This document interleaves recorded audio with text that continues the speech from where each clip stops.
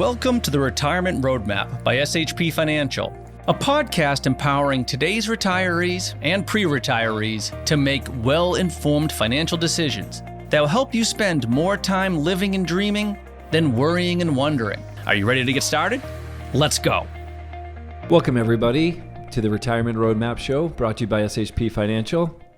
Today we're joined by FBI agent, or former FBI agent, I should say, Dave Chaves. And the reason why we want to do this podcast and bring this information to you today is, you know, a lot of folks out there fall for all these different types of email scams or Bitcoin scams, or, you know, just there's so many predatory people out there trying to get at, you know, your information, your financial situation, whatever it is. And we wanted to bring an expert in the field to you folks out there as a way to, one, educate yourself, maybe see what you can be done to prevent it, what to look out for. So with all that being said, I just wanted to take a minute and say thanks, Dave, for coming in. Kate, thank you for having me back. It's a pleasure to be back here. Yeah, it's always fun to do this with you. You know what I mean? It's natural, right? It you is. Know what I mean? It feels so good. By the time we're finished, it's like, where did that time go? Exactly. It does go quick. And we have a ton of information to cover. So with that all, let's jump in. It is a lot of information. And when I spoke with Jamie about putting together a program for scammers, I'm like, you know, I did investigations on the biggest scammers in the history of the world. This shouldn't be a problem. And I started to look at this, and I'm like, wait a second, what's all this new stuff? I've been retired from the FBI now for 7 years. Yeah. I started to look at this, and I was amazed. We're going from fishing to vishing to whaling to pig butchering, all of these terms that I'm like, I better get up to speed on this. So as an attorney, I need to be up to speed on this now, because what you just said is foreign language to me. No, go ahead. Yeah. Sorry. And just like the advent of AI too, and how that plays into everything. But the most important thing is not understanding all the schemes. I think for looking for traits are the most important things, because scammers have certain traits, one or maybe all of these. So it's unsolicited contact, unrealistic promises, which is the hook, right? That's how they get you, because they're promising returns. Yep. Yeah. Greed. Yes. And that's really a big part of this. And there's always urgency. You have to make a decision now. That is the big thing, because people feel panicked and they feel they've got to make a decision. They're going to miss the boat. Right. They're going to miss their opportunity. They're going to miss their chance. So yeah. That's exactly right. Yeah. And that leads to providing personal information, banking information, and finally, how you're going to get the payment to the bad guy. And there's so many different ways of doing that, whether it's gift cards or Apple cards or Google Play or Wire, Western Union, cash. They even have people come to your house as a courier. Wow. Could even be an Uber driver unsuspectingly being sent to a house to pick up a package. So they cover their tracks. And more importantly, they've moved with the times, because now, so it's not traceable, they're having you send money via Bitcoin. And you're going to be, and people are going to be like, well, I don't have a Bitcoin account. Well, you can Google ATM Bitcoins in this area, and you're going to see 7 of them pop up within a couple miles from here. And you're going to see how easy it is to effectuate that transaction. You're going there with cash, you're putting it into the Bitcoin machine, ATM. The bad guys are giving you a QR code that's on your phone that will link to their cyber wallet. You hit send, the money goes into their wallet, never to be traced, never to be regained. You've lost it at that point. And this is how things are being run. Now, there is a legitimate Bitcoin cryptocurrency world out there, but with the advent of this technology and the way scammers have kind of graduated to the next class, this is the stuff we have to be so careful about. It's interesting, because we obviously doing what we do and building plans for retirees down here, you know, all around Massachusetts, the amount of security that we have to have is, you know, sometimes you look at all the different pieces that we have in place, you feel kind of like almost like Fort Knox in a way, you know what I mean? Because you have to take the proper precaution. You know, a client calls in for withdrawal, we have to call, verify all the information. So I feel like we do a good job of going over and above, but even then it's on the individual person, right? The person, you know, on the other end, to make sure that they're taking responsibility on this side, which is really what we wanted, you know, why you're here, to talk more about that. And I guess from my perspective, what is the most common way that people are contacted? I guess is there a more common way than not? You know, there are a couple common ways. Romance scams is a big one. So you're out there, you're looking for love. You find this person that's just right for you. Unfortunately, they're in Nigeria, they're in South Africa, they're in a lot of different places, and they always have a story, because you're always going to be set up with a story. It's going to be, I work on an oil rig or on a boat, so that they can account for like lost time from time to time. Or it's always a sick relative that is someone that they're introducing into the equation, because that predication is going to lead to further conversation when they're getting ready to visit you on a trip. And then they can't. They can't, because they got to take care of their ailing grandmother. If they were to get a house aid, a home aid, it's going to be, $5,000 for the month that they're gone while they're visiting you and making plans for the wedding. So what happens? They send over the $5,000, and then radio silence. So romance scams are big for that, but the trading aspect of it, so often in the romance scams, it's not about getting that quick $5,000. It's about introducing them to sham Bitcoin cryptocurrency websites. And in that, they're making larger investments, and they're also getting fake statements or a website showing that they have doubled, tripled their investment. And so what does that cause them to do? To put more money in. They want to take back some of their profits. These companies will actually let you take some of your profits, because that encourages more investing. That encourages you going to family and friends saying, wow, have I got a deal here? Next thing you know, this is snowballed. And what was started out as a $3,000 investment could turn out to be your life savings gone. And when you take that and you realize that your money is gone, let's call it $100,000, and you tell them that you want a withdrawal, and they come to you to say, well, you can take a withdrawal, but it's going to cost you more money. Mm-hmm. It's going to require some type of tax payment, certification payment, a transfer payment. You can call it whatever you want. But that money is going into the black hole, into their pockets, not to be seen. And this is the common scheme for Bitcoin and other cryptos. Yeah, it's common that you hear that. You know what I mean? I actually have a friend of mine who sadly fell for this. Yeah. Didn't get taken for too much money. Yeah.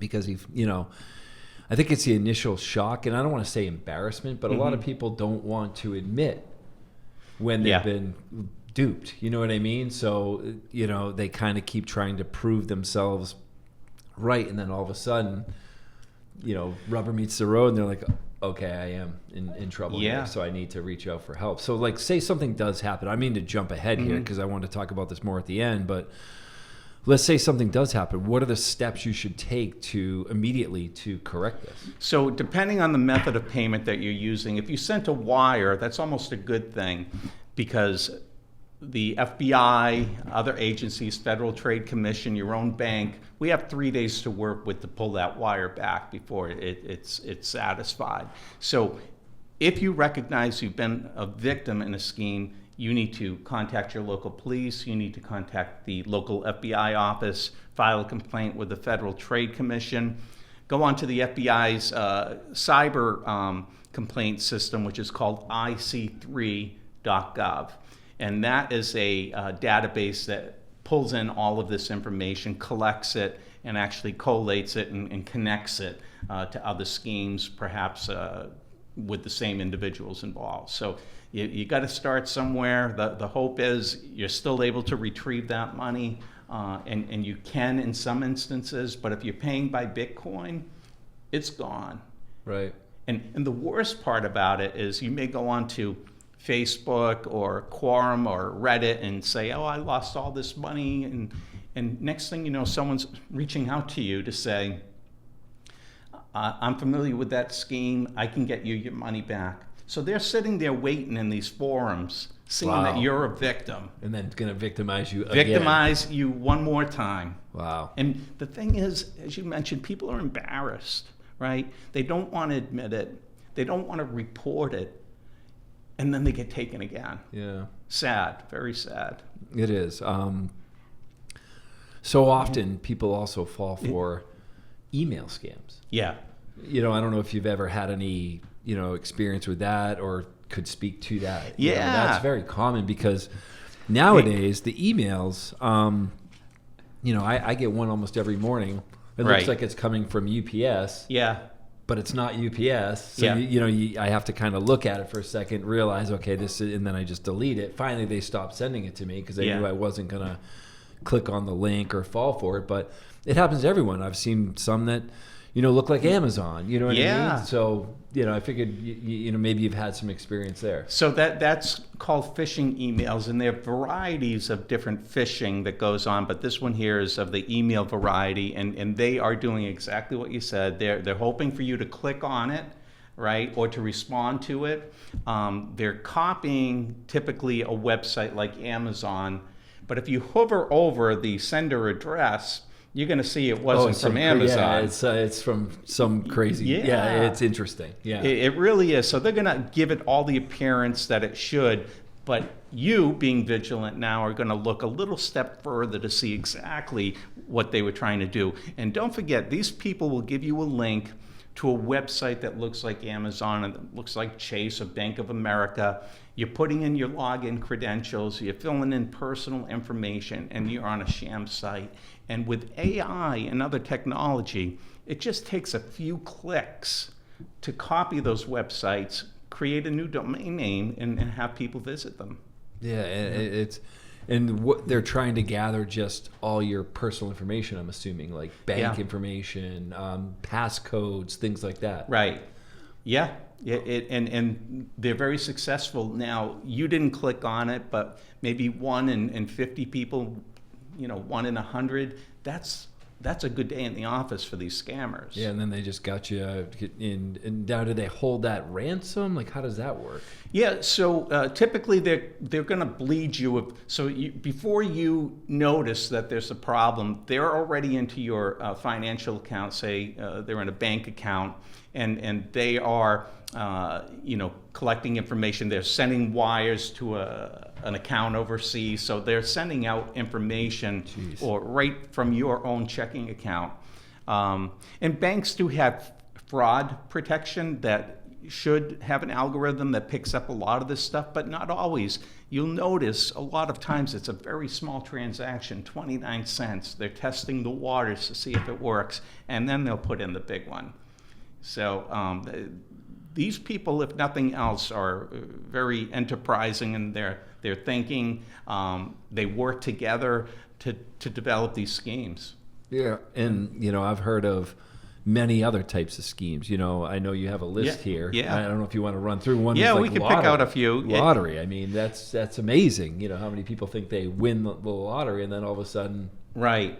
Well, the lottery is a big one, right? And this is one of the oldest ones. And people like, wow, how do people still fall for that? They do, because we hear we've won something, we're excited, and we're thinking, oh, we only have to pay a certain dollar amount, and they pay it, and then they have to pay something else, or now they've got routing and account numbers that they can tap into. So lottery sweepstakes scams, it's all about verification. If I won something, Publishers Clearinghouse or whatever it may be, I'm getting off of that phone call. I'm making sure that the number that was provided to me goes back to Publishers Clearinghouse. I'm speaking to reps there, going to their website and verifying. So in this business, it's no trusting and verification. So instead of trust but verify, we're going to reverse that.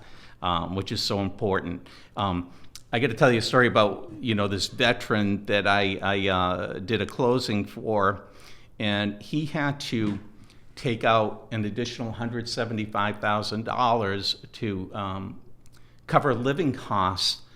And it's an unfortunate situation. His wife, who had dementia, answered the phone one day, and it was a tech support scam. Your Microsoft Windows account is expired. You need to continue this service. Do you have a checking account that we can make the $250 payment for? And she's, oh, yes, honey, I have that for you. And she provided the account number, the name, and the routing number. So they depleted about $6,000 in that account. But they don't stop there. When all the money was gone in that account, they called back to say, oh, it was insufficient funds. Do you have another account? And in this case, the tune of about $150,000 went out the door because of this circumstance. The FBI gets involved. They end up arresting some people in Providence. But by that time, the money is long gone and not recoverable. So these are the hazards of these types of scams. They change people's lives. It devastate people. And, for folks out there that are concerned or just maybe even want to learn more about this, we have a guide on our website, shpfinancial.com, that speaks pretty in depth about all these different types. We're talking extremely high level right now. And, the list that Dave has next to me is, almost 3 pages long. So we're not going to be able to go through all of these, where in our guide, we dive a lot deeper and into a lot more of these types of scams. So please feel free to visit the website, shpfinancial.com. Just protect yourself. You know what I mean? It doesn't hurt information, and be prepared. So in that vein, what can people do to protect themselves? So they have to, and I'm going to we're going to change the acronym for SHP today. Okay. Because S is going to be stop. Okay. Whatever is going on, it sounds too good to be true, or you've been put in a position of fear, right? Your family member's in danger. You've got to take action. You are going to stop, and you're going to evaluate what's going on. And for H, we are simply going to hesitate before we provide any information to anyone, personal information, name, last 4 digits of our social security number, whatever it is. We're going to stop, hesitate, and we're going to protect. We are not allowing any personal information to flow to these individuals until we can demonstrate and verify that these are legitimate sources. And I can tell you that anyone that asks for a cryptocurrency for anything is likely it's a scam. So we avoid all of those triggers. So stop, hesitate, protect. SHP. I like that. And I know some other steps that folks can take is third-party verification, like the text that you get or the email that you get that has the code. How is that a great way to secure? Or is that should you go beyond that as well? That two-factor authentication is just another layer of protection, but very sophisticated scammers, through gaining information through you, can have your number ported to their phone through your phone company. So now you're getting the verification, authentication for the bank, for any other transaction. These are things that are going on today. Wow. Being in the FBI, dealing with this type of stuff, any particular stories that really resonated with you, or any particular stories that you want to speak to? Obviously you don't have to use names, but I mean, you think of folks out there that are driving along today or listening to this, and this could be them. So to kind of humanize it, I think makes a lot of sense. It does, and for the folks that I dealt with on the scamming level, they were more in this variety. But we dealt with large Ponzi schemes, market manipulations, boiler rooms, these millions or tens of even billions of dollars, right? So we saw it on a scale that is much larger than this. But this affects the average Joe on Main Street. This is why it's so important. with accounting frauds, with Ponzi schemes, we're seeing people get their statements each month with inflated numbers, right? And they're thinking everything is just great. Sure, absolutely. This is why we want to do this podcast, to make people aware of this type of stuff. Everything is just great until it's redemption time, and you're looking to pull some money out. Right. And then you're being pushed along. There's delay after delay after delay, and you're not thinking anything of it at first, but at some point, it comes crashing down, because at some point they're not going to be able to pay you back, and you're going to start to look at this relationship and think, oh my gosh, I don't know why I did that. I don't know why I trusted that person. I don't know why I continue to give them money. You're just going to feel awful about yourself. Right. And doing that due diligence up front, if someone comes to one of your clients and like, oh, I'd like to get involved with crypto, there are very valid exchanges doing this type of work. Go to them. Go to them, because if you go to, even if you trust, if you go to Google and you put in, Bitcoin platform, you're going to see at the top all these paid advertisements, mostly criminal. Yeah. Mostly criminal. Because they're listed there doesn't legitimize them in any way. It's creating you. So you're going to the top of that list saying, oh, this is the top selection. Right. And needless to say, it's the one that's going to clean you out. Yeah. And like you said, the reason why Bitcoin has been, and like, again, we're not here to, put down Bitcoin. No, or I like Bitcoin, by the way. I do, just used properly. There we go. So, I mean, we're make it a negative investment per se, right. But again, go to the actual real exchanges that exist. Right. And from a criminality standpoint, as you said, it's an easy way to take people's money without a trace. Yeah, it is, and untraceable. What about other crypto? Is it just Bitcoin? No, Bitcoin is the big one, because Bitcoin is so pervasive in the crypto space. It's the one that everyone knows. Yeah, it's the one everyone knows. There are certainly others which are very valid, but the ability to manipulate aren't easily achieved. So that's a big one. One other thing I wanted to bring up, because I think it happens to everyone. Have you ever gotten a phone call, one ring, and then nothing? Yes. It just shows up with one ring, and you're like, what is that number? Yeah. And you might even call it back. I have called it back. Should I not? Well, sometimes they're like just a call, a butt dial, or whatever it may be. Other times, it's like collecting to a 900 number. You're getting a $20 connection fee because that call is being routed to a scammer, and you're getting billed $20 for the connection fee, and you're probably going to be put into a voicemail bot where they want to keep you on the line at $9 a minute before you hang up. You might not even look at your phone bill next month. That charge will be on there. Wow. So crazy. Jeez. Yeah. And the phone company doesn't do anything about that? Some phone companies may work with you to reverse the charge if it's fraudulent, but the bad guys are just hoping you don't pay attention.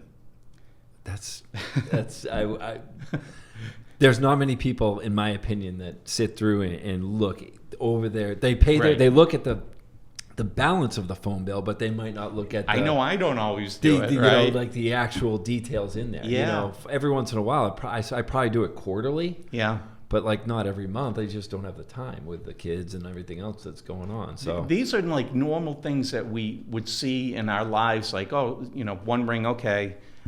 But these are scammers for the most part. And to top it, I've never heard of that one. yeah, I got one more for you. Maybe you haven't heard about the no response call. You get a phone call, usually later at night, 8, 9 o'clock at night, at your home phone or your cell phone, and you pick it up, hello, no one responds. Hello, no one responds. So what's happening there? The scammers have a bot that is reaching out to you, first to determine whether or not there's a live person on the other end of this phone number, because they're going to take that information, they're going to bundle it up and give it and sell it to other scammers for scamming purposes, because we have a live person, this is a good number, it's an active number, so they're going to package that up and sell it forward. Also, with the advent of AI, There's a secondary market of scamming? yes, Jeez, yes. go ahead, sorry. And that's a whole other discussion when we talk about, the dark web and the deep web. But yes, it's a secondary market for resale here. Wow. And also the AI technology, just by those simple words, hello, is capturing the character of your voice. I was going to ask about this, Yeah. but go ahead, continue. and synthesized in a way that can be useful to scammers down the road, whether they're setting you up or anyone up, family member in distress and trouble, using that to create a script to play back to one of your family members in order to get money for a lawyer, money for bail, whatever the case may be. Wow. So AI is really becoming prevalent in this, I would think. How much of a foothold do you think, or where do you think that technology is now in regards to the usage and implementation in scamming? It is pervasive. When I think about the technology that's there today, and interestingly enough, I'm doing a segment on this tonight.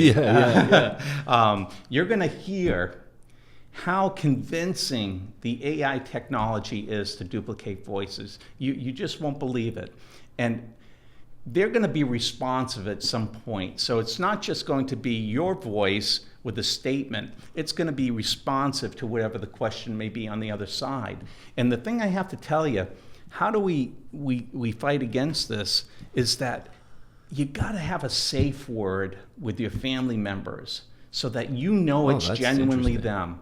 It could be SHP, it could be the eagle has landed, right? Whatever it is, you're going to be in a high intense situation, thinking that your son or daughter is in trouble, that they're in Mexico, they were riding a moped, they ran into a pregnant woman. Now we have the police involved in a bail.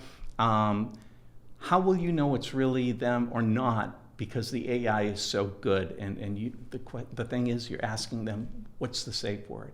What's the safe word? Or whatever trigger you wanted to use to make sure that was them. Wow, that's really good advice. That's really good advice. I have one more question. Sure. For you. And is there, and maybe I'm not going to ask this correctly, is there a seasonality to different types of scams? Like I hear, around, from the beginning of the year to April, there's a lot of scams going around taxes.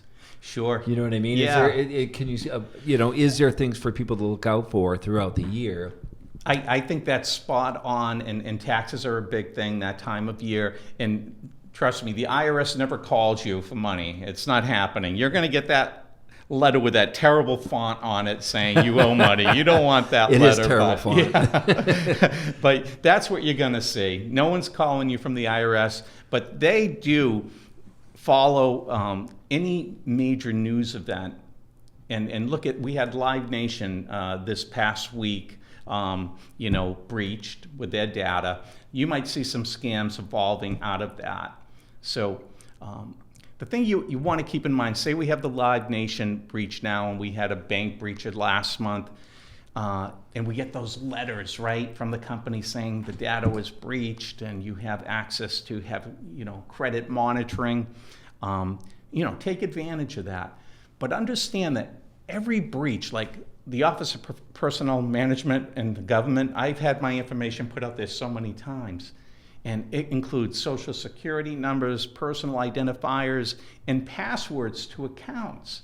So when you hear of that breach, you got to get in there and you got to change your passwords, because this stuff is festering, sitting on the dark web, right, for people to purchase. It's like a laundry list of services they have in the dark side that you can purchase to access people's account information.